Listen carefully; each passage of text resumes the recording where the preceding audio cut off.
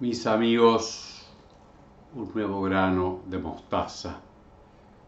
Quisiera hoy poner entre ustedes una realidad, o si una virtud, o un proyecto que en un momento era muy valorado y el que ahora casi no existe, la palabra. Y se llama la pureza. Y estaba la pureza de mente, el bien pensar, la pureza de costumbres, la pureza de corazón, la pureza en el cuerpo, por cierto. Un hombre puro, un joven puro, una joven pura, la pureza. Siempre ha sido una gran dificultad que el hombre pueda reunir todas sus fuerzas y que sea puro. Para la visión cristiana, que en gran parte se va como escurriendo, la pureza es el dominio de todas las pasiones y también de la mente y también del deseo frente a los demás y de un modo especial con respecto a la sexualidad o a la relación sexual o la acción sexual, como se quiera decir. Porque no hay que ser muy sabio, que de las cosas que más difíciles de unificar es precisamente la sexualidad, que tiende por sí a una satisfacción, a un uso de los demás, a un uso de sí mismo, de su cuerpo, a deseos desordenados.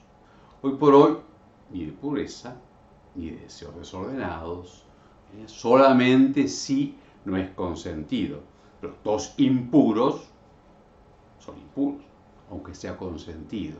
Y después lo del consentimiento, que es verdad, tiene su verdad, su realidad, pero también en el campo de las pasiones no vuelve bueno.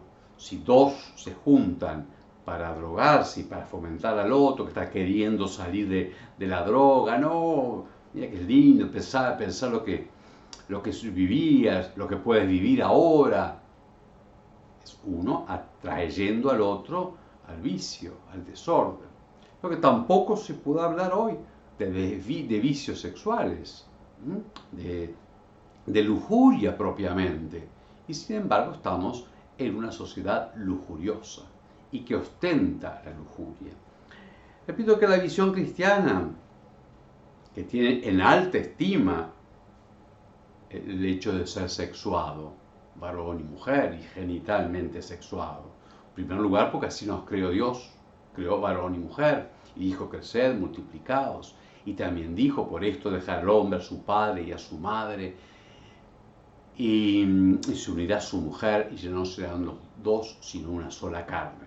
Así que tanto la dimensión unitiva de la sexualidad, cuanto la procreativa de la sociedad, están en alta estima en la visión judío-cristiana. Y en la visión cristiana aún más, porque creemos, los católicos al menos, que Dios instituyó un sacramento, o sea, un acto de Jesucristo para consagrar la unión de varón y mujer, de modo que el acto conyugal de unidad y a su vez de procreación participe de la santidad de Cristo. Es así que el misterio grande, dice San Pablo, es las bodas de Cristo con la iglesia, y de ese misterio participa los bautizados por el sacramento del matrimonio. Así que porque en ningún lado dígase que la visión cristiana es negativa, al contrario, es altísima. Eso sí puede decirse. Puede decirse que sea casi inalcanzable. Más, sin casi, es inalcanzable solo con las fuerzas humanas, pero no con la gracia de Dios. Por cierto, también la visión cristiana, no solamente hemos sido creados por Dios, no solo elevados a participar de la vida de Dios por Jesucristo, aún en la carne y aún en el sacramento del matrimonio, y por cierto la procreación como colaboración con Dios, no solo en la existencia, sino aún al comienzo de la vida eterna. Sin embargo, también entra en la visión cristiana un dogma que ahora algunos se burlan o que la mayoría desconoce, que es el del pecado original. Eso es un término como abreviado que usamos para tantas cosas, ¿no? Es que los seres humanos estamos heridos en nuestra libertad. No es que no tengamos libertad, pero estamos heridos en nuestra unidad y con facilidad nos dividimos y gana en nosotros los apetitos que en sí no son malos.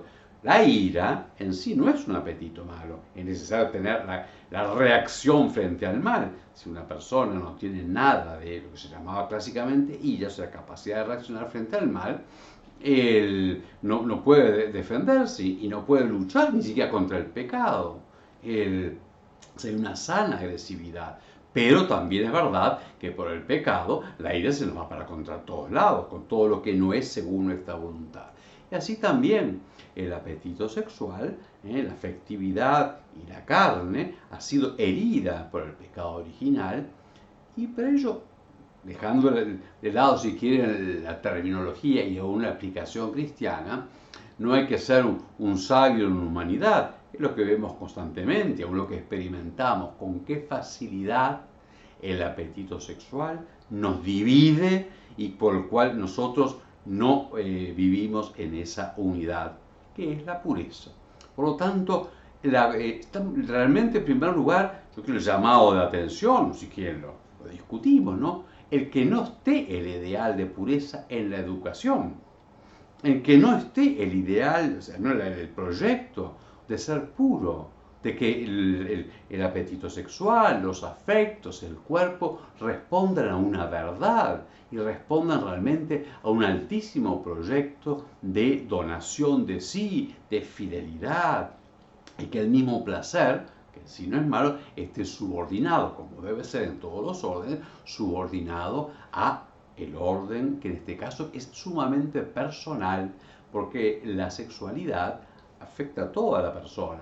Y por eso es que es tan serio y por eso es tan grande la llamada, la vocación a la unión nupcial y a su vez también, por eso es más fuerte y altera más al hombre el pecado de lujuria que el de gula, que no digamos que lo altera, porque vemos que después por todas partes la propaganda con las alteraciones para defenderse de las consecuencias de las alteraciones de la gula. Por lo tanto, la pureza en primer lugar, digo, su comprensión. El hombre creado maravillosamente, el hombre llamado a una vocación ya en esta tierra superior de santidad, el hombre está afectado, pero está llamado a esa pureza.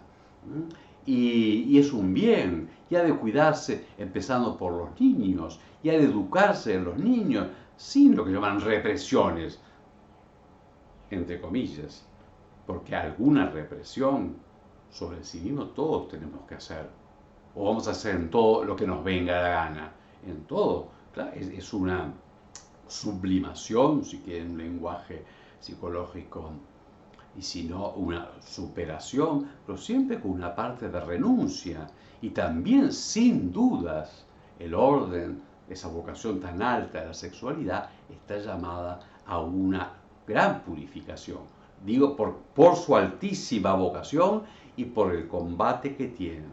La pureza, pues, ha de estar en... Pues la vida se vive con ideales. Entonces, el ideal es hacia donde se tiende. ¿No? El día del sueño, cuando dice utopía, no, porque utopía no existe en ninguna parte. El ideal sí, y hacia dónde se tiende, puede a veces caerse en el camino al ideal, pero se apunta a él, se levanta, se busca. Es necesario, yo no sé dónde, cuando se habla de educación de niños, de jóvenes, de adolescentes, en qué lugar entra la educación a la pobreza, a la pureza, al dominio de sí, a querer ser verdadero también en los afectos, y una verdad superior, a la renuncia, al dominio de sí que pide pues un esfuerzo, lo que antes se llamaba ascesis, pero un esfuerzo. La falta de pureza, o sea, en este caso la lujuria aplicado a la pureza sexual, es tremendo. Estamos en una cultura de la... Y después vienen todo el tipo de desde la pequeña debilidad hasta el uso del otro. Todos sabemos lo que es el querer seducir, usar, empujar para poder saciar un deseo descontrolado de placer sexual. Y cómo entra también en la imagen. Es increíble que no se hable más y no se combata más la pornografía, que sabemos, está estudiado, que no solamente lleva a ser impuro, sino que lleva a ser esclavos, porque crea mecanismos. Nosotros somos imaginación, y crea imaginación además que toca mecanismos cerebrales, crea mecanismos de dependencia, de adicción, y que es de los mayores negocios del mundo. Y sin embargo, frente a ello no hay coto, ni siquiera una cierta formación para defenderse sobre ello. Nuestro Señor, y el ser humano está llamado a la libertad, nuestro Señor nos da la libertad por su muerte y resurrección, la libertad de la pureza, la libertad precisamente de la verdad, y bueno, que nosotros vemos maravillosamente realizada en la Virgen María. Pero la pureza además separa del amor de Dios. Molesta el amor de Dios porque la pureza él pide hacer su propia voluntad. Y estamos, repito, en una sociedad de la lujuria, de la impureza magnificada en todos los medios, aún los medios que parecen más ordenados, y después ya digo todas las consecuencias. Reflexionemos y somos sensatos los católicos, no es que creamos que no caemos, ni podemos caer, no, sabemos que es imposible sin la cabeza puesta en donde debe estar, en el plan de Dios, en la verdad sobre el hombre plena, y también la búsqueda de la gracia de Dios, y también la virtud. No son valores sueltos, la virtud que se quiere con la entrega, que la imagen de la purísima Virgen María sea una atracción a ella, de que es de pureza virginal, es una atracción, y por ello a ponerla en el centro de la cultura como siempre ha estado, para pobres, débiles, impuros, hombres y mujeres, lo que buscamos con la gracia de Dios, que nuestra humanidad sea cada vez más plena.